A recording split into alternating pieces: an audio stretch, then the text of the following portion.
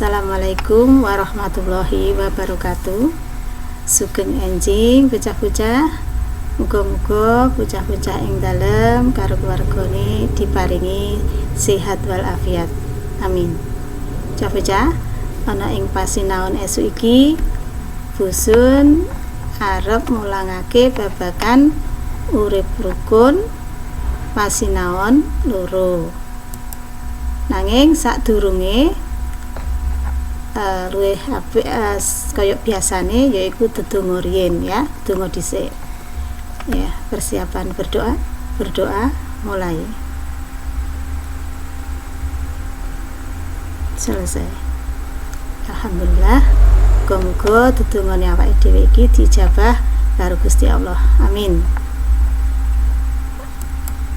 Bocah-bocah, minggu wingi Busun wis nerangake babagan ukara swara jejeg lan swara miring.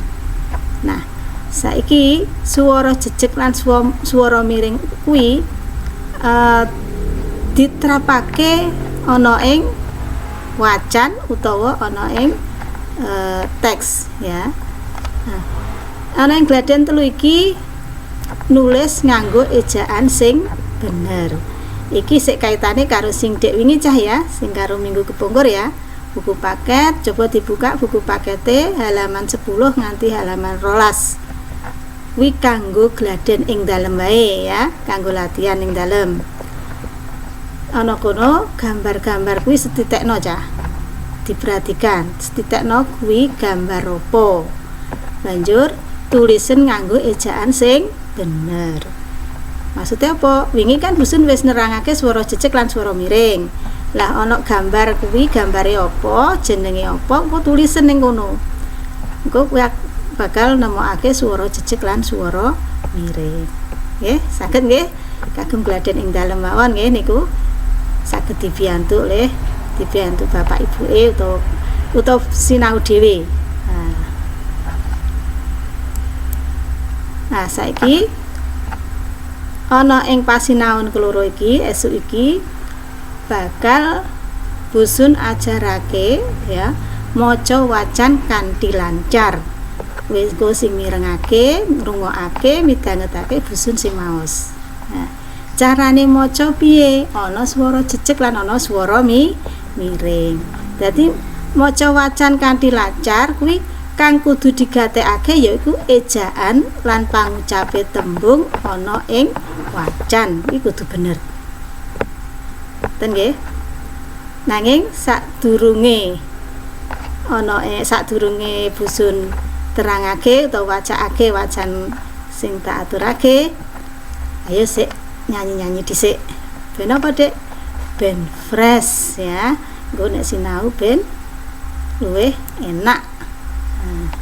Dirungokake ya tetembangan iki ya. Lagu-lagune bocah cilik. Love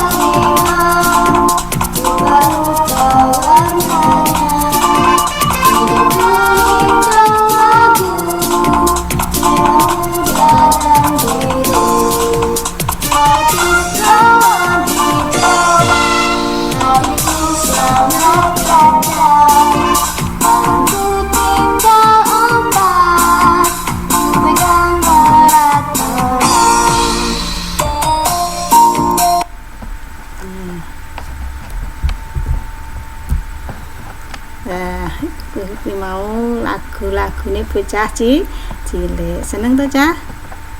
Lagune nyenengake. Saiki balik ana ing pasinaon. Busun arep maosake wacan kan perangane wacan yaiku kerja bakti. Coba dimirengake ya. Ku nek ana bab-bab sing ora ngerti bisa ditulis ya, Cah ya. Engko iso ditakokake. Kerja bakti. Dina Minggu esuk lingkungan sak kiwa tengene daleme Pak Wibowo katon rame. Dina kuwi jenenge hari ya, waktu ya. Bukan dina nama orang loh ya.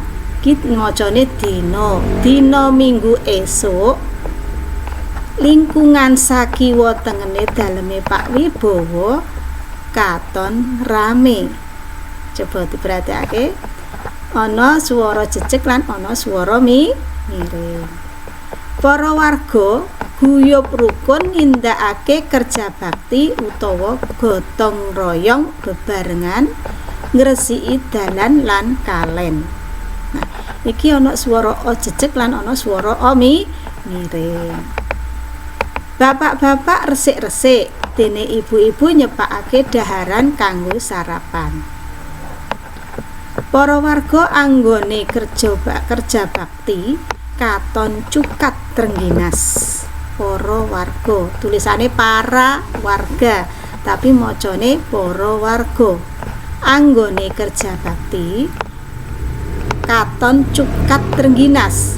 Ora ana sing sangga uang. Oleh tumandang gawe disambi guyon supaya ora gampang kesel. Werna-werna piranti sing dienggo ana pacul, arit, cetok, sapu lan cikrak. Cetok TH kuwi diwaca T. Cetok ya. Bocah-bocah padha melu repot tumandang gawe.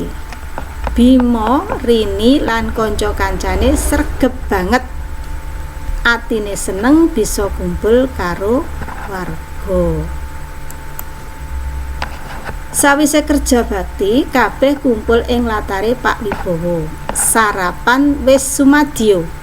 Daharan sing sumadya wernane akeh. Ana sego pecel, ana tulisane ana, tapi macane ana. Ana sego pecel, lodeh, urap-urapan, ayam goreng. Isik gawe bahasa Indonesia, Cah ya. Mosok pitik goreng. Lan isih akeh maneh jenise, tapi macane jenise. Uga ana bubur kacang ijo, es blewah lan teh anget.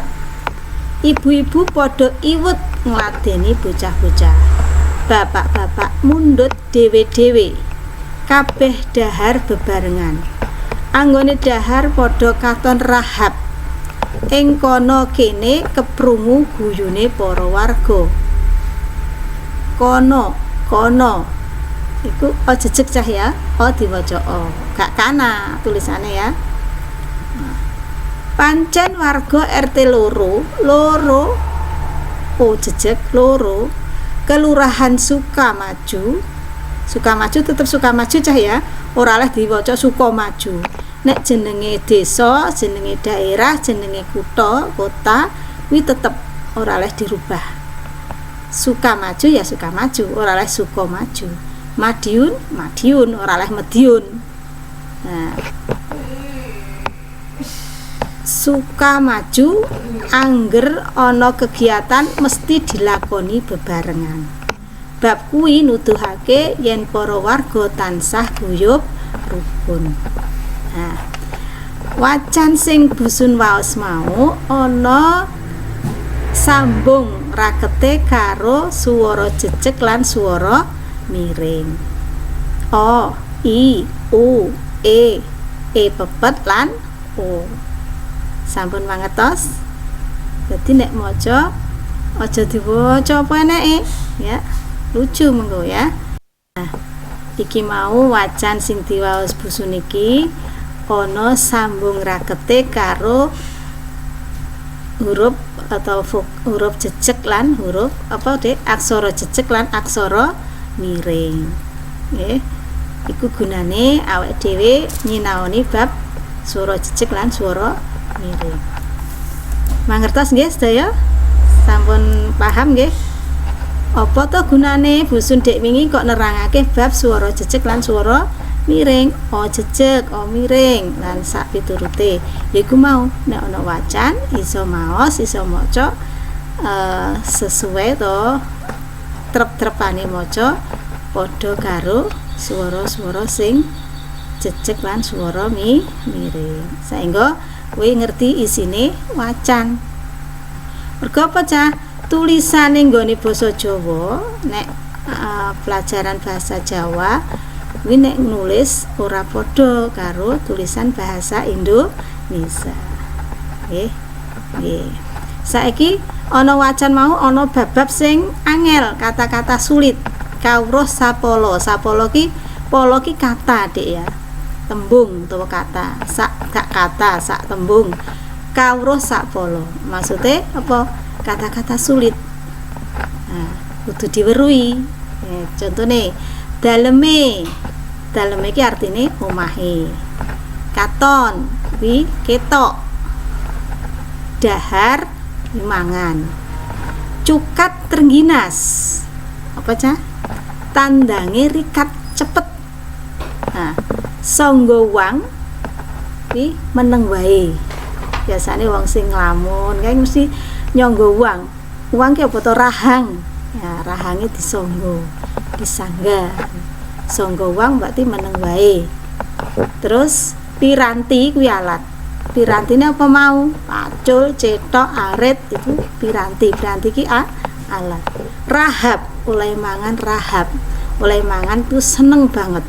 Kuwi nek seneng maem cocok, enak, seneng. Lah oleh maem rahab. Rahab kuwi seneng. Kuwi kawruh-kawruh sapala, maksud kata-kata sing kudu diweruhi. Nah, kira-kira kowe sik ana meneh kata-kata sing mbok anggap angel iso mbok tulis lan ku bisa ditakokake marang ibu, bapak utawa busun. Nggih. Ngaten. Iku babagan maca sing bener. Nah, Cah. Saiki pangucape tembung kang bener.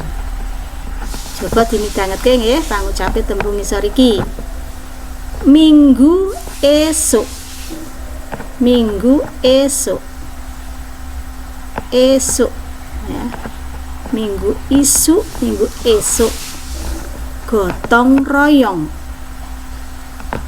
Dalan lan kalen. Cukat trengginas. Sangga uang. Sego pecel. Sayur lodeh. Bubur kacang ijo. Bocah-bocah. Guyub rukun. Nah, iki pangucape tembung-tembung kang bener. Berarti aja sampai salah ya Cah ya. Dalan lan kalen, cukat trengginas, sangga uang. Aja sangga uang. Gak boleh. Mboten leres nggih. Sangga uang. Sego pecel, ora oleh sega, pecel gak oleh. Salah nggih. Nah, nek sayur lodeh wi sing miring. Bubur kacang ijo, bocah-bocah guyub rukun. Nggih. Nika iki kabeh babagan swara sing kudu bener ucapake. Muga-muga bocah-bocah kabeh mangerteni apa sing busun terangake, nggih. Alhamdulillah. Nah, sampun rampung Cah. Babagan pangucapan swara vokal. Saiki tugase ya. Tugase bocah-bocah bukaan buku paketmu kaca 17 halaman 17 yaiku ngganepi ukara. Ning nggone kaca 17 kuwi ana kalimat-kalimat sing bolong-bolong ya, ora jangkep. Lah kuwi jangkep ana cah ya. Insyaallah iso kabeh. Jawab wis pinter-pinter. Kelas loro iki kabeh wis pinter kabeh. Muga-muga apa sing diterangake Bu Sun mangerteni kabeh lan iso nggarap tugasnya bisa dikirim lewat email Bu Sun, bisa ditulis bisa diketik. Nah, bisa ditulis ana ing buku paket kuwi tapi nganggo pensil, nganggo ya petelot wae cah ya. Engko nek wis bar bisa di setip. Nah ya cah ya, engko dikirim ning gone email Bu Sun. Pun rampung pelajaran enjing menika. Mugi-mugi bocah-bocah mangertos napa ingkang Bu Sun terangaken lan ilmu ingkang Bu Sun aturaken iki bermanfaat kagem bocah-bocah. Alhamdulillah, matur nuwun. Wassalamualaikum warahmatullahi wabarakatuh.